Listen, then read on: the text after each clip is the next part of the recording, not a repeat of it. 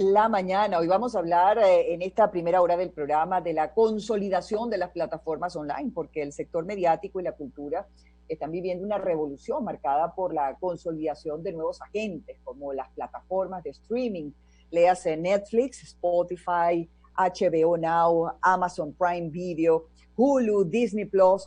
En fin, todas estas plataformas indiscutiblemente cimentan modelos de negocios atractivos para el consumidor, pero ¿qué implica la consolidación de las plataformas streaming online para los medios tradicionales? Bueno, pues hemos invitado a un profesor universitario, crítico de cine, director, guionista, no es otro sino Luis Bond, a quien agradecemos que haya aceptado la invitación al programa. Luis, qué gusto saludarte. Bienvenido a nuestro programa, bueno, en nombre de UNAI, que está tratando todavía de unirse a la conversación, problemas con la señal en su casa, ya sabes que estamos transmitiendo vía Zoom. Y bueno, quien te saluda, Albany Lozada, qué gusto recibirte, ¿cómo estás? Bien, muchísimas gracias por la invitación, además para hablar de un tema que es apasionante, porque estamos viviendo desde hace unos cuantos años cambios radicales en cómo se produce, se consume el contenido, y yo siento que estamos en una época que es como una bisagra a cómo nos vamos a acercar al contenido. Pasa un poquito como en aquel momento cuando salió el Betamax, el VHS, que dijeron que ya la gente no iba a ir al cine, y bueno, el cine siguió existiendo, pero también se creó una especie de nueva forma de consumir contenido en casa. Yo siento que estamos más o menos en esa bisagra, pero bueno, llevado a otro nivel, porque el streaming nos da muchísimas opciones y trae a la palestra muchos títulos que tal vez eran imposibles de ver en el cine. Lo vimos recientemente con The Irishman, esta película de Scorsese de 3 horas y media, que era imposible de poder proyectar en una sala de cine porque no era comercial, pero bueno, existe un espacio como Netflix para ella. Exactamente, lo cual quiere decir que hay múltiples beneficios de que existan indiscutiblemente todas estas plataformas. Ahora te pregunto, Luis, ¿por dónde comenzar para quienes todavía no se sientan, digamos, muy al tanto de las oportunidades que brindan tener acceso a todas estas plataformas? Y obviamente con un tema que parece haberse incrementado en medio del confinamiento, pues al que se ha llevado a todo el planeta. ¿Qué, digamos, qué significaría en todo caso la consolidación de estas plataformas, sobre todo para los medios tradicionales? Ok, desde hace mucho tiempo la gente ha cambiado cómo se acercan a los medios tradicionales.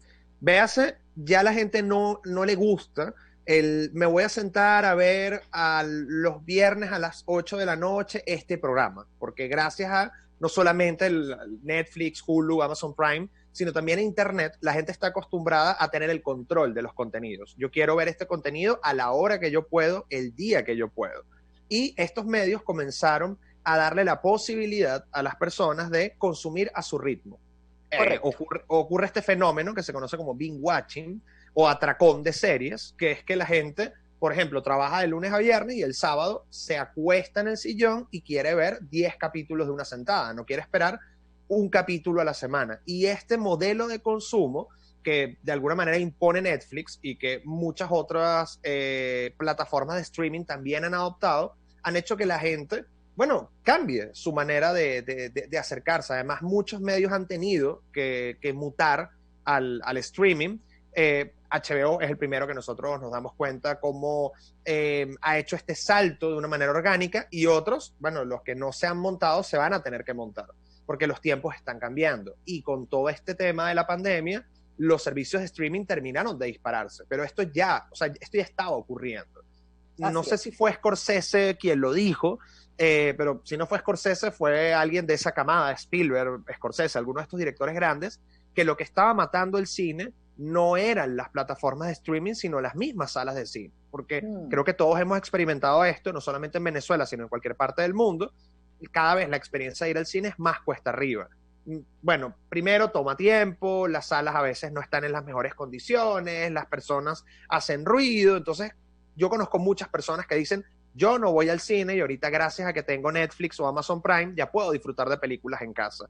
Además ocurre esta ventana maravillosa que te perdiste una película en pantalla porque, bueno, estuviste full, no pudiste conseguir una función y ya al mes puedes tener acceso a ella en alguna de estas plataformas, sea alquilarla o que vaya directo a las plataformas. Entonces, nos simplifica la vida. Y vivimos además en una época donde todos estamos corriendo del timbo al tambo y no queremos o no podemos detenernos a abrir un hueco en la agenda, una hora específica para ir a un cine específico para ver una película, si no queremos, yo la quiero ver y puedo el domingo a las 3 de la tarde, ahorita que tengo un hueco, adelante.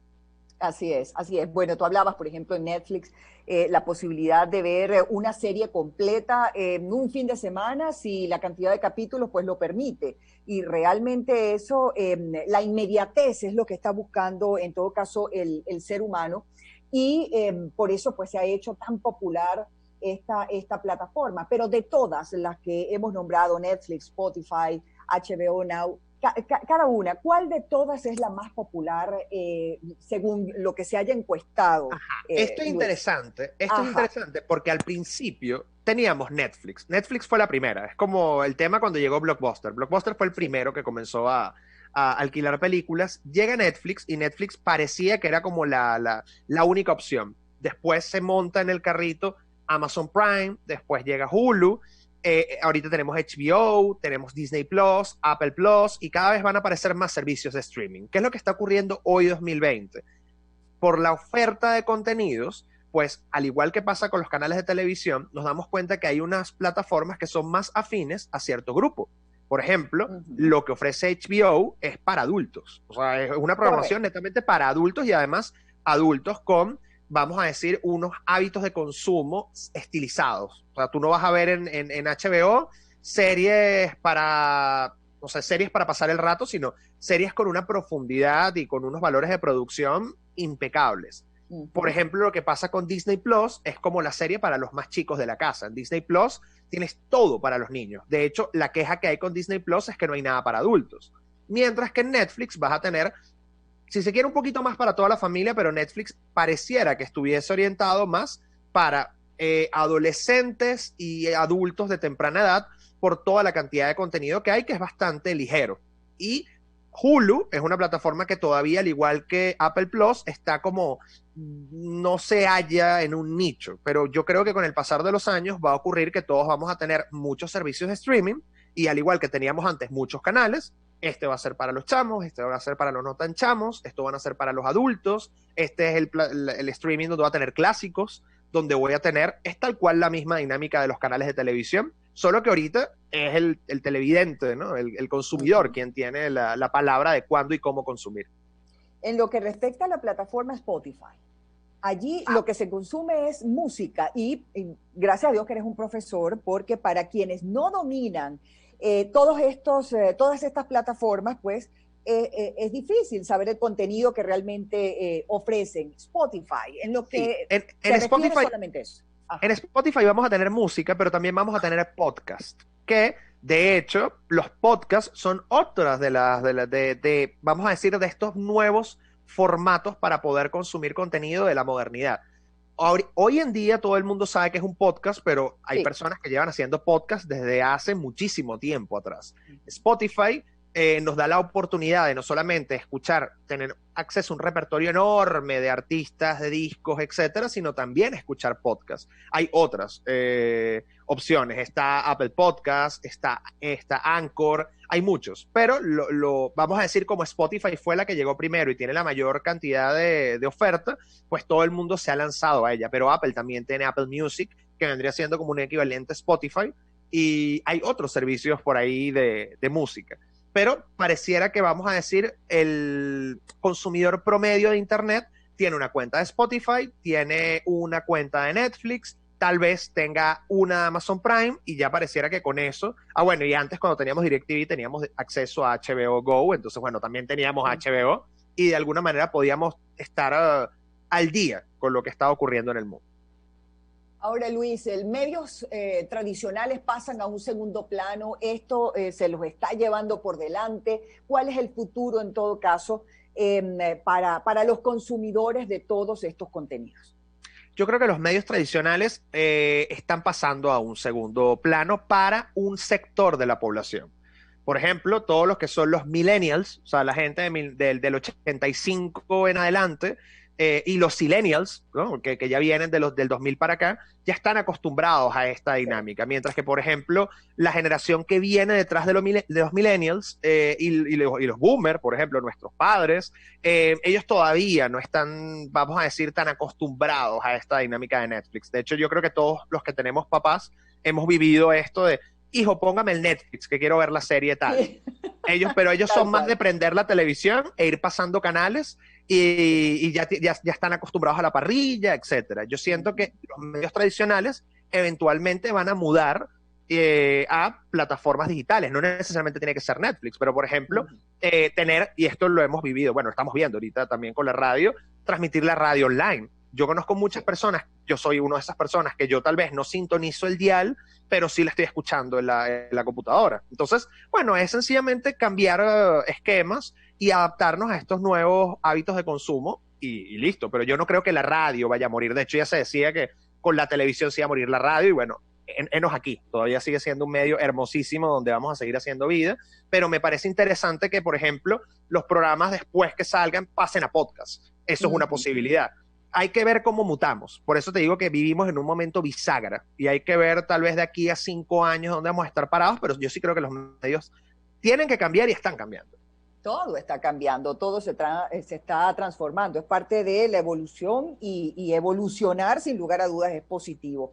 Ahora, en países como el nuestro, porque todo esto funciona con el Internet, ¿cierto, claro, Luis? Ajá. Sí, sí, sí. En países como el nuestro, donde tenemos tanta deficiencia con los servicios públicos, los servicios básicos, fundamentales para entrar en el modernismo o mantenernos en lo actual, lo que es actual. ¿Qué tenemos que hacer? Porque si el Internet que nos ofrece el Estado no es bueno, no sirve, lo perdemos, obviamente hay que migrar y tener, por ejemplo, Internet satelital. Son, digamos, medios costosos. Sí. ¿Qué nos espera en ese sentido si aquí no entramos por donde debemos entrar y hacer que los servicios públicos sean buenos y den el servicio que tienen que dar? Ese es un tema porque estamos limitados a la hora de consumir contenido. Yo, por ejemplo, tengo Netflix y lo que me sucede cuando estoy viendo una serie es que a veces el internet me colabora y bellísimo, y a veces cada minuto se está parando, cargando y me harto y digo, ¿sabes qué? No veo nada hoy. Lo bueno, entre comillas, de estas plataformas es que la codificación que utilizan es bastante ligera. Entonces, tú de alguna manera puedes tener una conexión muy, muy mala, pero vamos a decir que el códec que está utilizando el video saca lo mejor de la conexión y puedes ver tu serie. No la vas a ver en 4K, vas a verla tal vez un poquito pixelada, pero siempre se puede ver, siempre y cuando tengas internet. Cuando estamos sin internet, pues por supuesto estamos aislados. Y ese también es otro de los peligros, porque es rentable con tu tarifa de internet normal, común y corriente, lanzarte un fin de semana de series, pero si yo, por ejemplo, estoy pagando un internet satelital que me lo están cobrando por megabytes, no voy a pasar todo el fin de semana utilizándolo porque, bueno, esto es para casos muy puntuales. Así es. Bueno, mira, hablando del internet, me estoy enterando que ya mi compadrito, Unai Amenábar, está conectado, así que Luis, vamos a introducirlo en la entrevista. Por fin, Unai, justo hablábamos esto ha sido cuesta arriba de espalda y con el viento en contra. Esto es horroroso. Pues sí. Bueno, ya usted está... de galena. Bueno, pues te dejo para que converses un rato con Luis. Amigos, a esta hora también, quienes se incorporan... Se queda como parado, se queda como pasmado. A las 11:44, bueno, ya Unai Amenábar con nosotros y estamos conversando con Luis Bond, director, guionista, profesor universitario, crítico de cine. Estamos hablando de la consolidación de las plataformas online. Y bueno, hemos hecho un repaso por las principales plataformas, Unai, hacia dónde vamos. En todo caso, pues bueno, medios tradicionales como la radio, ya nos dice Luis, ¿no? Eso va a sobrevivir. De hecho, aquí estamos en medio de una cuarentena y transmitiendo a través de Zoom. Pero bueno, seguramente tú tendrás un montón de preguntas también para Luis. Sí, sobre todo, a mí me llama la atención cómo está cambiando esto, Luis. Te saludo en primer lugar. Un poco tarde, pero bueno, con mucho cariño y encantado de que estés con nosotros. ¿Cómo está cambiando esto el trabajo, digamos, de quien produce contenidos. O sea, digamos, la manera de acceder a la información, al entretenimiento, a la comunicación en general de esta forma, cambia en algo la manera de hacer radio, de hacer televisión, de hacer películas, o sea, digamos, para el creador, Sí, está representando algún cambio o no, o igualito a la hora de hacer un guión, da lo mismo porque plataforma lo transmita, siempre va a tener pues los 5, 6, 8 elementos que tienen que tener cualquier guión o cualquier... los guiones siempre, vamos a decir, la base siempre va a ser la misma. Es como, bueno, necesitamos hacer radio, lo mínimo que necesitamos es un micrófono y transmitir. ¿Qué es lo que sucede? Que con estas plataformas de streaming se le abre la puerta a una cantidad enorme de realizadores, si se quiere, con propuestas un poco más arriesgadas, independientes, que tal vez no van a tener una buena recepción en las salas de cine. Y esto me parece que es interesante porque es un caldo de cultivo para nuevas propuestas. Antes que llegaras, estaba precisamente hablando del caso de Scorsese con The Irishman. Una película de 3 horas y media es muy difícil que se pueda proyectar en una sala de cine porque técnicamente tendrías 2 funciones al día. No es viable ni para la productora, ni para la distribuidora, ni para el cine, para nadie. Pero en un espacio como Netflix,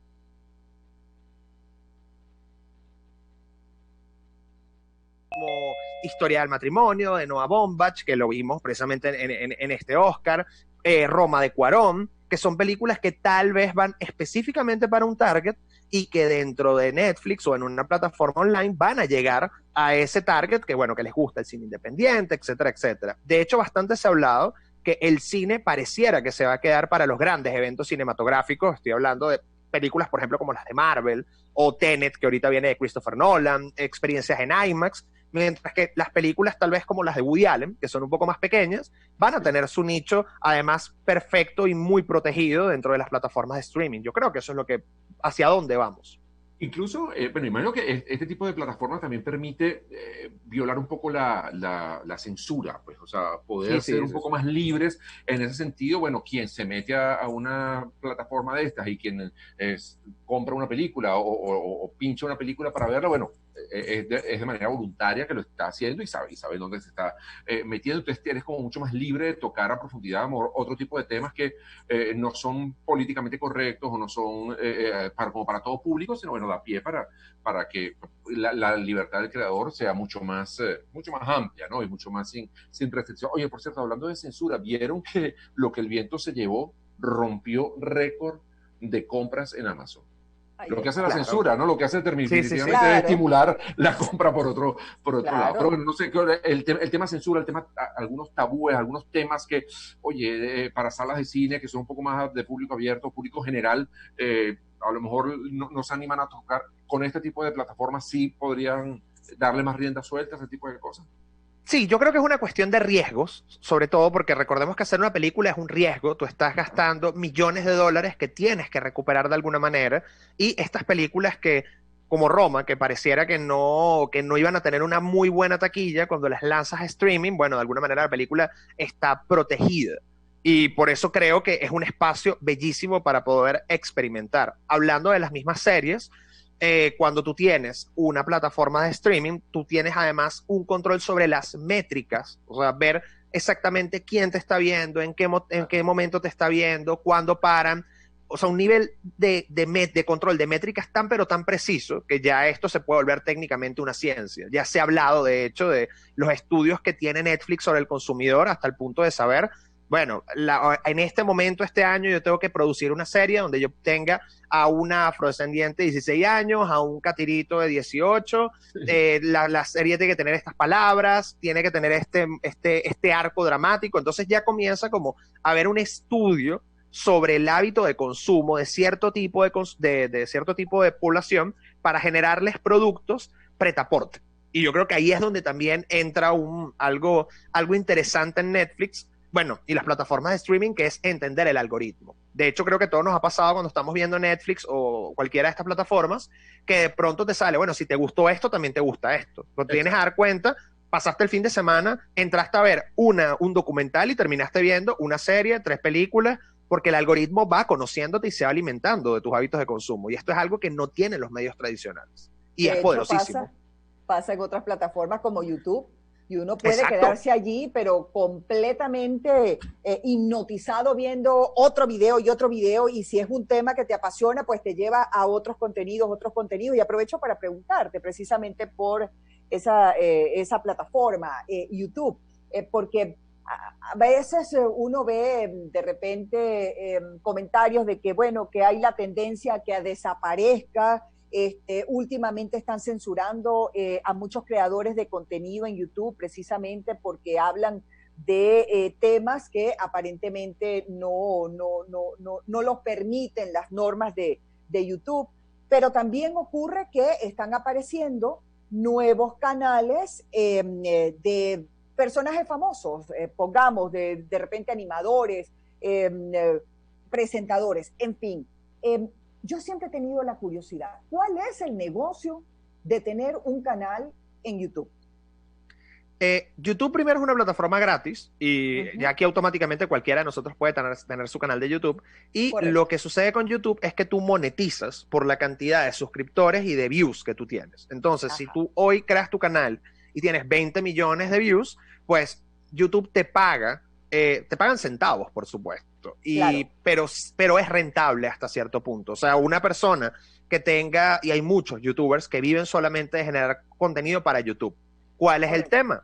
Que hay también Facebook tiene su sistema de generación de contenido y también te pagan por Facebook. O sea, cada vez vamos a tener mayor cantidad de espacios, no solamente YouTube, para poder monetizar, porque este mundo moderno tiene que ver con el contenido. Tú generas contenido y monetizas contenido. Hablando de los podcasts también tienen su manera de monetizar. Anchor te permite monetizar, entre otras muchas plataformas, y la idea es que te están pagando por estar en esa plataforma y por generar contenido para esa plataforma. O sea, es una relación win-win.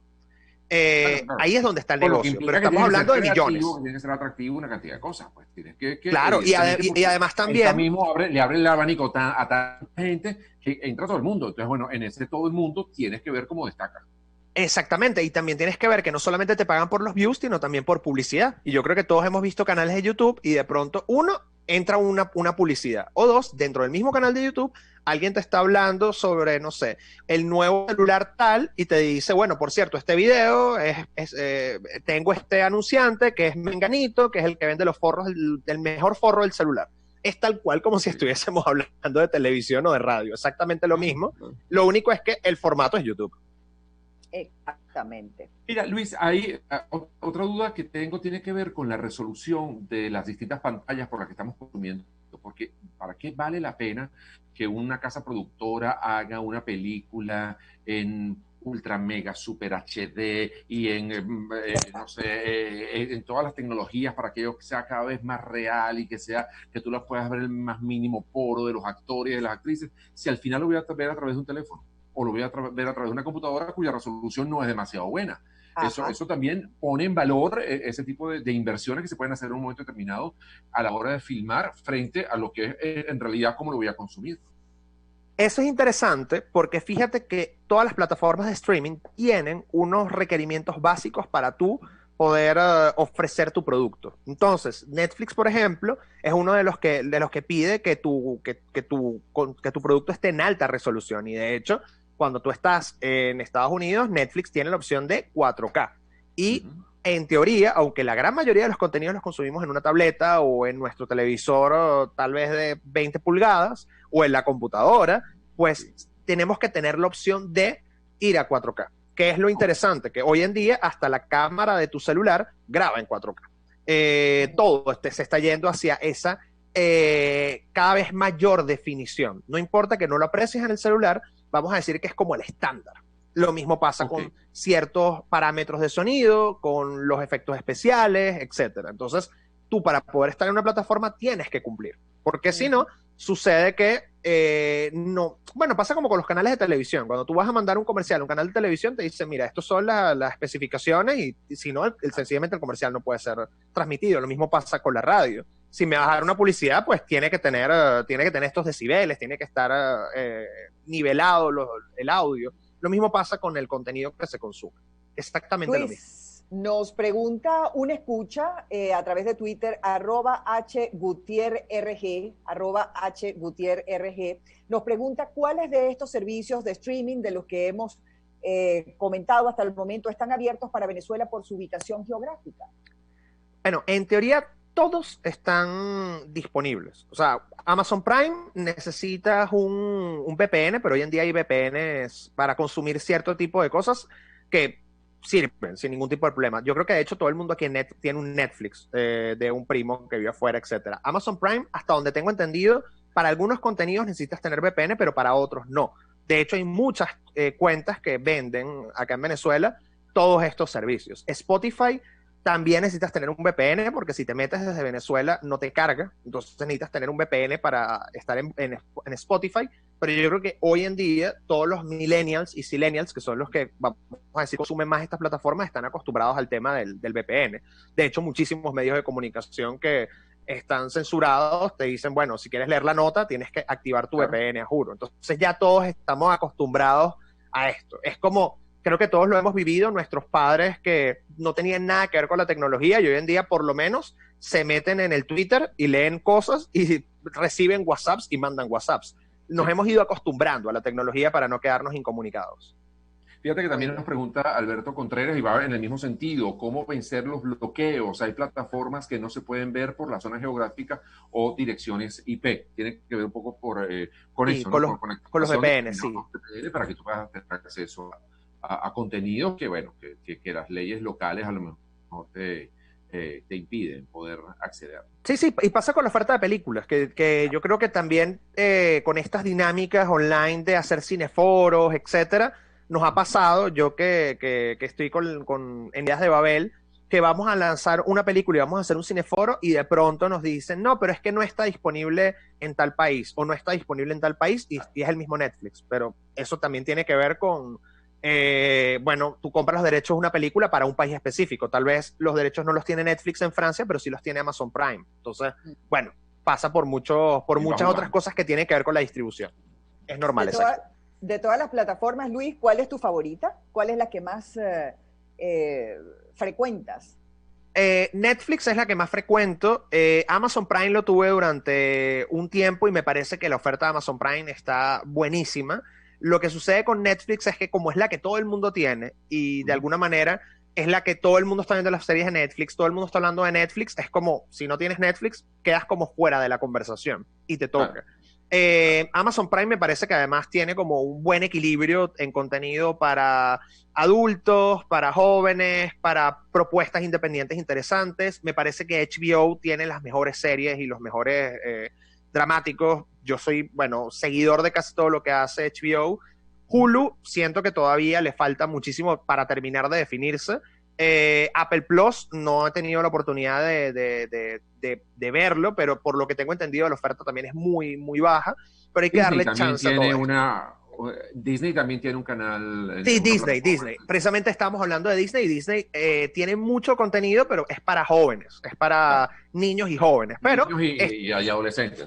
Y adolescentes, exactamente. Yo creo que esto con el pasar del tiempo, tal vez en un par de años, vamos a tener como, bueno, el streaming del deporte, el streaming para adolescentes, el streaming para los adultos, el streaming de cine independiente, el streaming de los clásicos, al igual que tenemos canales como para ver de todo. Incluso ahora también, bueno, en los últimos tiempos, ya tiene algún tiempo en el mercado, pero aquí en Venezuela se ha potenciado mucho la utilización de estos aparaticos. Oye, yo conozco el Chromecast, pero una cosa similar donde tú puedes utilizar la información o una película que estás viendo en tu computadora, en tu teléfono, le mandas por Bluetooth la señal a ese aparato y lo puedes ver en tu televisor normal, grande, y lo ve toda la familia a la vez. Ese tipo de iniciativas también yo creo que se están... Claro. Más por lo menos en países como el nuestro, ¿no? Exactamente, porque ya hoy en día en un país de primer mundo, el televisor más pequeño que tú compras es un Smart TV, que ya te viene con todo esto conectado con Wi-Fi, pero es un excelente, este tipo de aparatos son perfectos para dar como el paso. Y además yo creo que son hoy en día súper necesarios, porque si no, como estamos hablando, quedamos aislados de la conversación del mundo. Así es. Oye, Luis, muchísimas gracias. Muchísimas gracias por habernos dado estos minutos. Ya nos toca hacer la pausa de esta hora. Pero bueno, Albani, yo no quería irme sin hacer también publicidad y hablarles de la clínica control de peso Docs, porque definitivamente las dietas tienen que ser hechas a la medida. Y es que cada persona tiene requerimientos específicos. Y si tú quieres bajar de peso de una manera saludable, efectiva y verte mejor en la clínica control de peso Docs, tenemos a los mejores especialistas en nutrición, estética y psicología clínica para tratar el sobrepeso, pero también para atender la alimentación frente a diferentes patologías, como puede ser cáncer, diabetes, los trastornos alimentarios o los padecimientos de la piel, acné, celulitis, manchas y mucho más. Todo esto con los mejores productos y utilizando técnicas innovadoras. Ofrecemos además servicios de nutrición especializados para deportistas, mujeres embarazadas y hacemos consultas online y también presenciales. Aprovecha porque estamos todavía manejando